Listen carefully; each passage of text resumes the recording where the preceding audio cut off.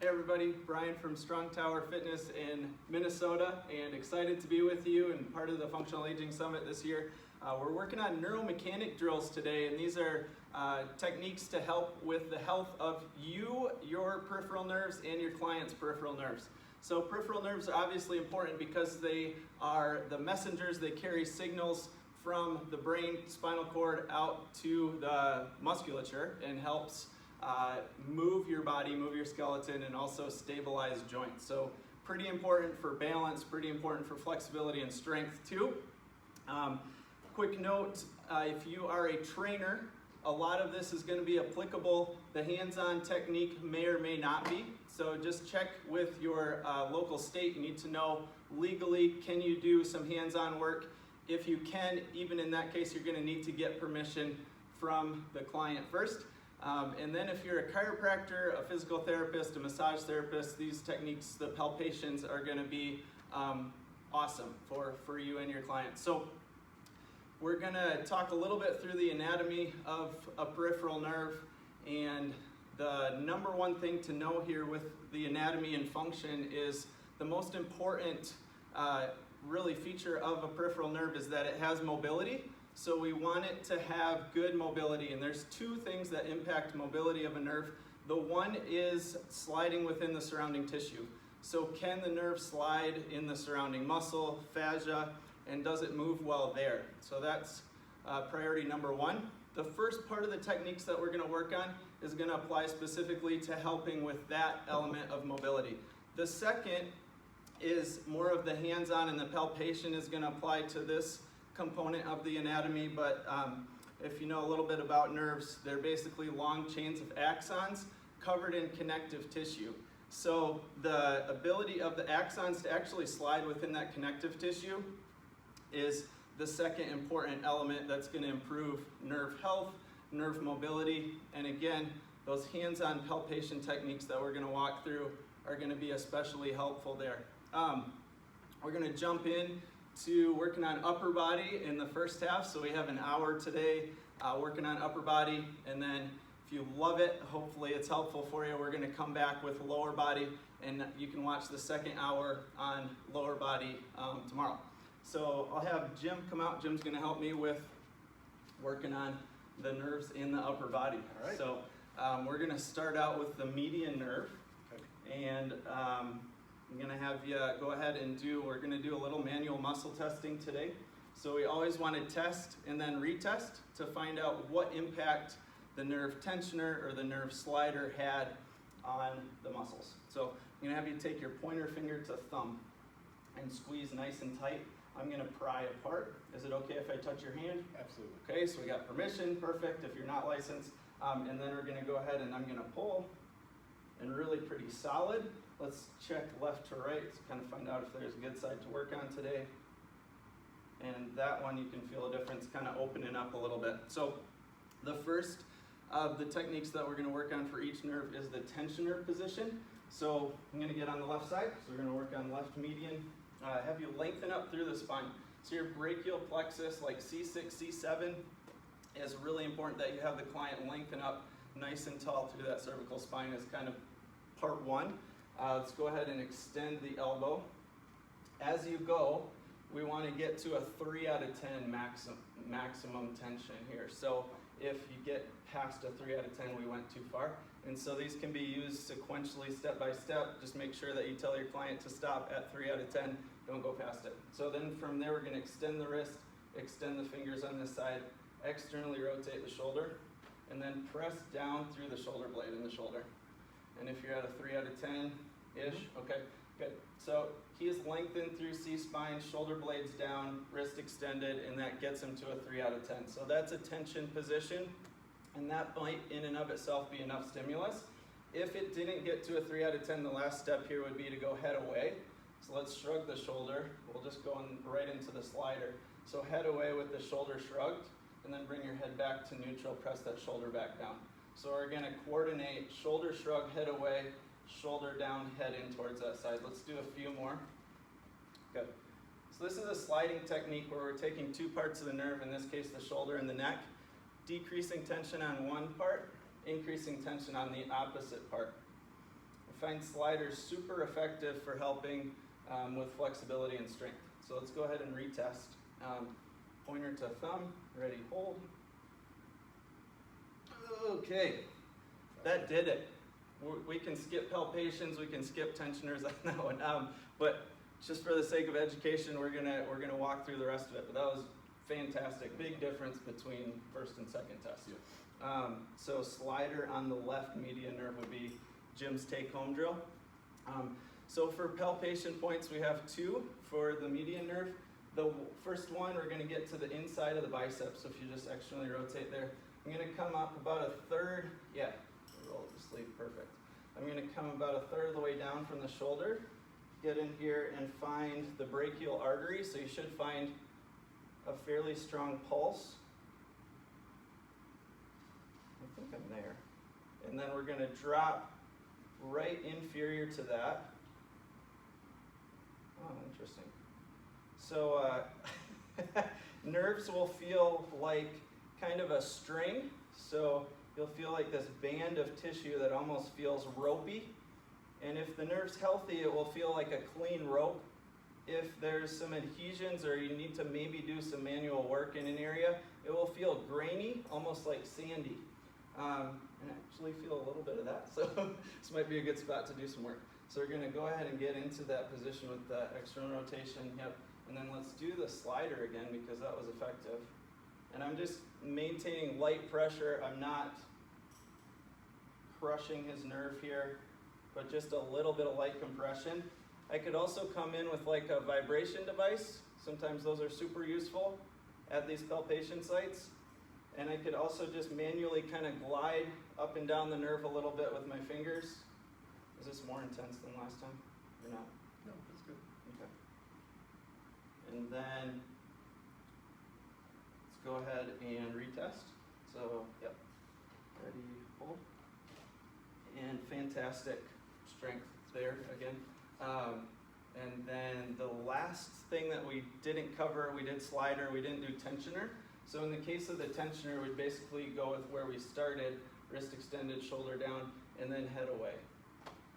And if that's getting you, again, past 3 out of 10, don't necessarily need to work on that one here. We might be putting too much tension on the nerve, so just back out of it. But that's your tensioner. You saw the slider. We can also change tension if we went to a slider at the wrist. You could do the same thing. As you go head away, though, bring your wrist back to neutral. Yep, or flex it. And then head back in as you extend the wrist. So you could use the wrist as a driver, you could use the elbow as a driver, or the shoulder as a driver for the slider. Second palpation point for the median nerve, we're going to go 3 fingers widths above the elbow. So if you just reach the arm out again, we're going 3 fingers widths above the elbow, and then coming in to the medial side of the bicep tendon here. And then go ahead and get into the tensioner position. So a lot of times if you have the client get the arm into the tension position, they'll actually get a better feel for the nerve. And if I'm on it, you kind of, yep, you're gonna know it. You found it. And then let's add in, let's do elbow. So head away and bend the elbow. So we're gonna use the elbow as a driver now. Yep, head away, nice. And again, just putting light pressure in to that median nerve, good. Awesome. All right, so median nerve innervates pointer finger, middle finger, and thumb. So let's go ahead and retest the strength. So really important for grip, solid. If you have people doing a lot of deadlifts, pull-ups, obviously we want grip strength for those activities, so it can be a quick way to help impact on that. So we're gonna move next to the ulnar nerve. The ulnar nerve palpation sites are very similar to the median. We just drop about 1 inch inferior on each one. So the tensioner though is a lot different. So we're gonna go ahead and extend the wrist, bring the elbow up, and then again lengthen through C6, C7. As you bring the elbow out to the side, and a little bit more maybe elbow flexion, so bend the elbow. Does that start to highlight a little bit in the ulnar? Okay, good. And we forgot to test, so let's go ahead and go pinky to thumb for this one. So we get distribution to the grip in the ring finger, pinky finger for ulnar nerve, So I'm gonna actually put a little bit more pressure on the pinky side. It's pretty strong, but a little bit of give to it. So again, like maybe a little bit of a slider or a tensioner might be helpful here. So elbow up, fingers extended. Let's drop the shoulder blade down and back, yep. And then head away. And 3 out of 10, more or less, okay, good. So this is the tensioner. So you can hold here. And then again, thinking about the slider, we can move through the shoulder and the head, or shoulder and neck. So as you go head away, shrug. Yep, and then pull that shoulder down as you bring head back to neutral. Really nice. Okay, good. All right.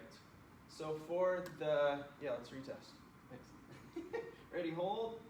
And I'm really yanking on the pinky now, and it's stronger than the first time. That's crazy. So sliders seem to be really kind of a win for Jim so far.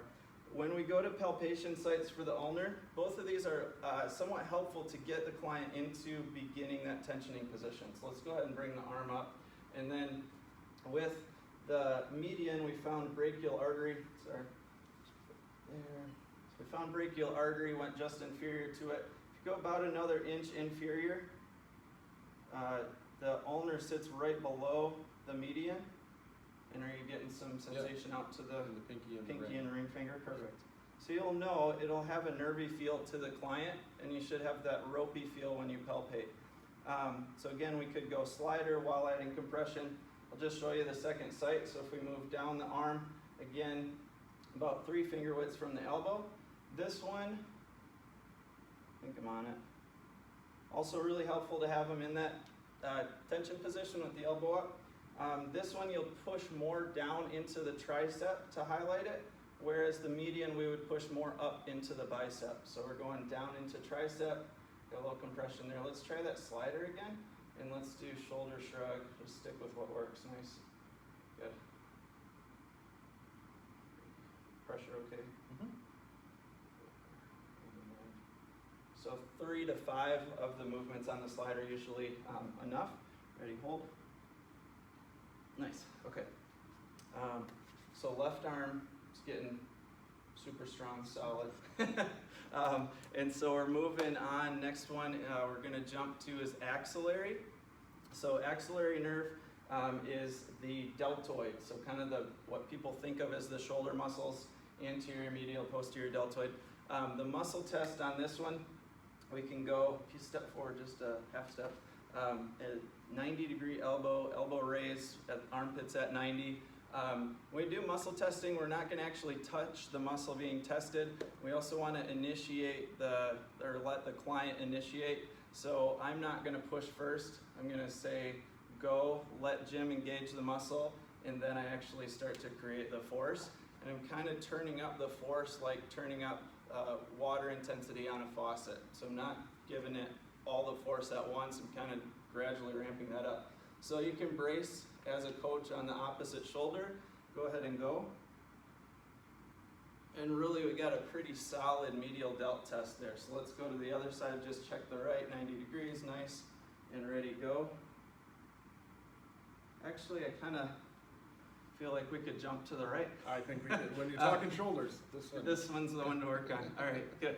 So in the setup for the tensioner, we're gonna open up the fingers, hand goes to the side, and then we're just gonna get into like a 30-degree elbow bend. Really slight, not to 45 or 90 degrees, just a 30-degree bend. From there, we're gonna push the elbow forward and the hand back, and then add in a little bit of head away if you need it to get to 3 out of 10. So your client might be okay in a lengthened head neutral position, and they might already feel it, but if you feel like you need it, we can go head away. I think it's right there. Okay, the driver that I really like for this one, if we're doing a slider, is to internally and externally rotate at the shoulder. So we're gonna kind of, yep, perfect. In and back out, bring the elbow forward and then back. Nice. All right, so palpation point, we're gonna go into the triangular space for this one. So if you go ahead and roll up your sleeve and then maybe kind of turn to profile to the camera so we can get the gun show going. So if we go ahead and extend, we get this lateral head of the tricep here. We're gonna track that up to where it creates almost like a triangle shape with the deltoid and press in there. And then let's go this way, head away, and then head release. releases back towards me and back. Yep. Good. Is that intensifying it or not really with the, Yes. the pressure? It is. Okay. All right. Good. All right. So let's go ahead and relax out, and then we'll retest. Let's go lateral raise. Really nice. Ready to go. Gradually turning it up. And didn't love that one. So sometimes, so this is an important point too that we jumped past in the anatomy. Really, the human body is one big nerve. There's no separate segments. So a lot of times working on one part of the periphery can actually impact a lot of the other parts of the periphery because everything's connected through the spinal cord. And then we could actually go, in this case, to the other side to see if he maybe needs more work on the left axillary, and that actually might improve the right deltoid. Sounds strange, but because it's connected through the brachial plexus here, a lot of times we'll get side-to-side impact like that. So let's go ahead and try the left side, see if we can work on the left axillary. Yep. So going to here. Yep. And intersection again, posterior deltoid, and that lateral head of the tricep. You're tracking that up. Good. Let's see if we get some head movement going as well. Good. So you got internal, external. Try to get a little bit more internal rotation here. Nice. All right. And tension-wise, how's that compare to the right? A little more tension. More tension on the left. Okay, so hopefully we actually created a little change. So let's go ahead and bring the elbow up to 90. I'm going to go on the opposite shoulder. Ready, hold. That's better. Good. Felt better. So sometimes, yeah, good. Locked in. We need to actually move away from the challenged area to create more strength. So really nice result on that. Hopefully we're going to have all your muscles firing by the end of the session here. Sounds good. For upper body at least. So we're going to go into accessory next. So the accessory nerve helps with the SEMs, so sternocleido, and then the upper trapezius muscles. So it's cranial nerve 11. It's really important for neck stability, head stability. So if you have people that have a little bit of bobblehead or neck instability and you see that show up in gait, this is a really important area to come in and work. So for the muscle test, let's actually just have you shrug your shoulders so you can face the camera, Okay. sorry. Shrug your shoulders up as high as you can, and then we'll hold that for about 10 seconds. So what I'm looking for as a coach here is, does one come up immediately higher than the other? Should indicate that one side has a little better function. And then over 20 seconds or so, does one seem to fatigue? I would say maybe the right one started to drop a little bit towards the end, so it seemed easier to hold that left one up. For accessory glide, the palpation point, we'll just jump to that. You're gonna go to the crest, about 4 finger widths down from the neck, and to the crest of the upper trapezius. So I'm going right on that upper crest. I'm not going posterior. And so if I press in on each side, any tenderness on either side? Not really. No different side to side either. No, seems Okay. pretty bilateral. All right, cool. Nice. So we're gonna lengthen up again, C6, C7. This one we have 3 head or neck movements. So we're gonna laterally tilt head away, do the chicken exercise where your head shoots forward, and then tuck chin to chest. Yep. So in this case, we're working right accessory nerve. So go forward, chin tuck, and hold. Yep. And so then if we started to add some gliding or sliding, we're gonna shrug the shoulder, press it down, making sure that the shoulder blade stays back. So if the shoulder blade rounds forward, we're gonna lose the tension on the accessory nerve. And then let's go ahead and just add a little bit of compression here. Let's go ahead and keep going. Good. You could also use the neck as a driver, so keep head forward, chin tuck, and then keep the shoulder down and just do some like mini nods. A little cervical flexion, upper cervical, yeah, good. And then relax out. Good. Feel okay? Yep. All right, let's go back to the retest. So we're just gonna shrug up. And actually right away, right one comes up higher. Let's keep holding, try to give me another 10 seconds or so. And breathing, good. So, yeah, good. Right one's doing better. Yeah, feels Sweet. better. All right, good. So that's accessory. We could also do like some work on the SCMs if you know that somebody has unilateral weakness in the sternocleido. Obviously that affects neck stability, so we might want to come in and do that accessory nerve glide and then retest the sternocleido musculature.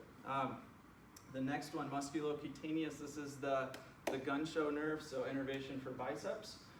So if you go ahead and bring your elbow up, we'll do a test here. I'm going to hold under the elbow, so not touching the muscle tested. Sure, yeah, there we go. And then I'm going to go ahead and pull down, and you hold. Solid. All right, stand on the left. We go side to side, ready, hold. All right. Just a tiny give on the left. So we'll jump back to the left. Musculocutaneous for, let's go tensioner first, and then we'll finish with the slider because you seem to respond best to those. So we're going to extend the arm, put the thumb inside your forefingers, so kind of locking that thumb in place. We're going to drive the wrist forward. Yep. It's like a radial deviation in the wrist. Bring the arm back a little bit, shoulder down. Perfect. Lengthen through C6, C7. Good there. Feeling tension or not yet? Yep. A little bit? Okay. 3 out of 10 or Yep. not quite? Okay. Right So there. we're already there. Jim's tensioner would be right here. So we just hold that as the tensioner. Again, if your client needed it, we could go head away. In Jim's case, because he doesn't need it, we're going to make sure he gets out of that position, lifts through the shoulder as he goes head away. And then this could be the slider. Perfect. And then actually, let's try an elbow slider too. So as you go head away, you're going to release at the elbow, but keep the thumb locked in place. Yep. Nice. And try to keep that perfect radial deviation, so radial end of the wrist forward. Good. Nice. All right. Good. So on this one, we're going to find the coracoid process on the shoulder. And we're going just lateral on the lateral side of that coracoid process. So you're getting any nervy signal here? Okay, let's go back to the slider. Use that elbow slider. So we're gonna go wrist forward, perfect. Or radially deviate, yep. And then as you go head away, make sure you unlock the elbow, perfect. And then lock the elbow again as head comes back to neutral. Nice. Good, breathe. These nerve glides are also a great way to bring up body temperature. So if you're looking for a quick way to warm up and increase body temperature pre-workout, great to work on these. Let's go ahead and go elbow up. Yep, and we'll retest. So come into that like 90-degree position. Sorry, so we're going to hold. Oh, you're almost pulling me over. All right, good. So solid result on that one. The last one we have for upper body is the radial nerve. Radial nerve is important for the extensors in the wrist. It's important for the triceps. So if you have people doing a lot of overhead pressing, they're doing a lot of push-ups, anybody in kind of the general fitness environment is probably doing some things to really crank on triceps and then impacting probably radial nerve. So fantastic one to have people warm up on those pressing days, pushing days, if you're doing a lot of that work. So on the radial, we're gonna go ahead and go thumb across the palm, flex the wrist, and then internally rotate at the shoulder. You said the right shoulder, so we probably want to go right side on this one. It's one that typically run into needing more work on. So from there, lengthen up C6, C7, bring the arm back a little bit, and are we at 3 out of 10? Mm-hmm. Yeah, okay.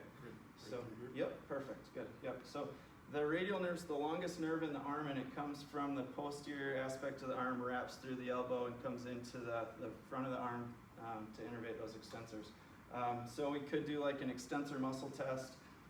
Let's try that. So just go ahead and have you bend fingers to 90. I'm gonna hold palm side, so again, I'm not touching the testing muscle, and I'm going to push in and you push back. Go, go, go, go, go. Okay, good. So decent. Let's see if we can make it Better? tougher, better. Right on. All right, so go internal rotation again, flex the wrist, and then so Jim's tensioner would be here. Again, quick note, if your client needed more tension to get to 3 out of 10, they could go lateral flexion away. In this case, probably just stay here. And then let's go on this one, a wrist and a head. So as you go head away, lateral flexion, release the wrist, and then flex the wrist again as you bring head back into the side. Perfect, good. Nice job. All right, so that is the slider. And with that, let's see if we got some change in extensor tone. Go ahead and press out. Okay, decent, yeah, maybe a smidge, but probably want to keep working on that one a little bit, find something that works better for you. So in the radial palpation, if we come to that brachial artery again and actually drop about 2 inches down from it. So if you go ahead and externally rotate the arm, good, and go brachial artery, and then you're finding first you have the median nerve, the ulnar nerve, and then we're gonna drop in and press into the head of the tricep. So long head of the tricep here. Let's go ahead and get into the tensioner again. Okay, and then let's go elbow and head this time. So let's bend the elbow, head away. Nice. Does that intensify it compared to last time? Or? A little bit. A little bit? Okay. Make sure to keep the wrist flexed. There we go. Good. And let's go one more. I got out of my rhythm. Okay. All right, let's go finger extensors again. And ready to go. Okay, so I'm working a little harder now. Good. That felt the best. That felt the best yet. Okay, good. So that is part 1. Whew, how you feeling? Good. Good. So we got through upper body, periphery, and then we're gonna move to our next segment is gonna be lower body peripheral nerve work.